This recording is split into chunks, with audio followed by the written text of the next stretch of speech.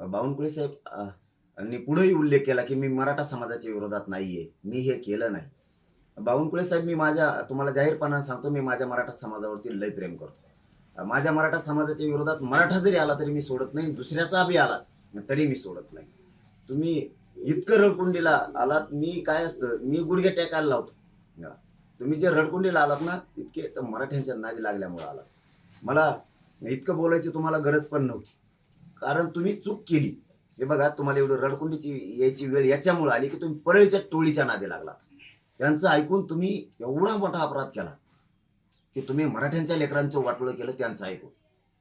तुम्ही हे त्यांचं ऐकायला नको होतं. तुम्हाला आणखीनही जाहीरपणे सांगतो, इथून पुढं तुम्ही त्या टोळीच्या नादी लागून त्यांचं ऐकायचं नाही. ते तुमच्यापाशी दिसले सुद्धा नाही पाहिजे.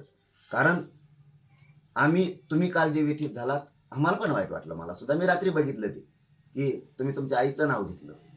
शेवटी ती मायमाऊली आई ही आई असते सगळ्यांची. तुम्ही आईचं नाव घेतलं. आमच्यावरती मराठ्यांचे संस्कार आहे. तुम्हाला पहिल्या वेळेस आम्ही माफ करतो, तुम्हाला सोडून देतो. तुमच्यावरती व्यंग मी करणार नाही इथून पुढं. कारण मराठी आहेत आम्ही. आम्ही एकदा दोनदा माफ करतो, सोडून देतो.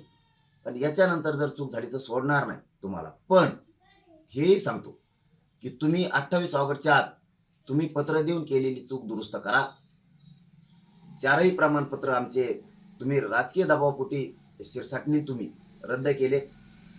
त्यालाही त्याच्याकडेही बघणार आहे, सोडणार नाही. पण तुम्हालाही जाहीरपणानं सांगतो, की तुम्ही केलेले प्रमाणपत्र ते रद्द केलेले ते वैध करून पुन्हा द्या. आमचं काहीही म्हणणं नाही, काही हरकत नाही. पण 28 ऑगस्टच्या आत नसता बावनकुळे साहेब पुन्हा मी सोडणार नाही.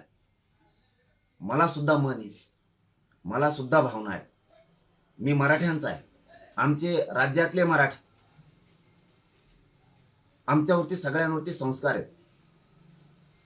तुम्ही आमचं वाईट केलं म्हणून आम्ही तुमच्या मागं लागलो. आम्ही तुमच्या कधीही मागं लागलो नसतो. पण तुम्ही काल जे रडकुंडीला आलात ना, फक्त मराठ्यांच्या नादी लागल्यामुळं. पण तुम्ही बोललातच ना आता, की मी मराठ्यांच्या विरोधक नाही, मी मराठ्यांच्या विरोधात काम केलं नाही, मी कधी असं करणारा नाहीये. आणि तुम्ही रडकुंडी आलात. त्याचं कारण सांगतो तुम्हाला. माझ्या मराठ्यांच्या वाटं जर कोणी गेलं ना, तर मी त्याला गुडघ्यावरच टेकवितो. आणि तुम्ही रडकुंडीला आलात, उभ्या महाराष्ट्राने ते बघितलं. म्हणून तुम्हाला आम्ही एवढे वेळ सोडून देतो. तुम्हाला मी माफ करून टाकतो. काही हरकत नाहीये. पण इथून पुढं तुम्ही अशी चूक मराठ्यांच्या विरोधात करू नका. मी तुमचं इथून पुढं व्यंग करणार नाही. तुम्हाला आम्ही सोडून दिलं, कारण आम्ही एकदा, मराठ्यात म्हण आहे, एकदा दोनदा सोडून द्यायचं, माफ करायचं. तुम्हाला केलं. पण 28 ऑगस्टच्या आत जर तुम्ही केलं नाही, तर बावनकुळे साहेब, मी तुम्हाला सोडणार नाही. जे तुमच्या आईबद्दलचं तुमचं मत आहे, तेच आमचं मत आहे. आम्ही भावनिक लोक आहेत मराठ्यांचे. पण आमच्या लेकराच्या अन्नात विष घालल्यावर मी सोडू शकत नाही.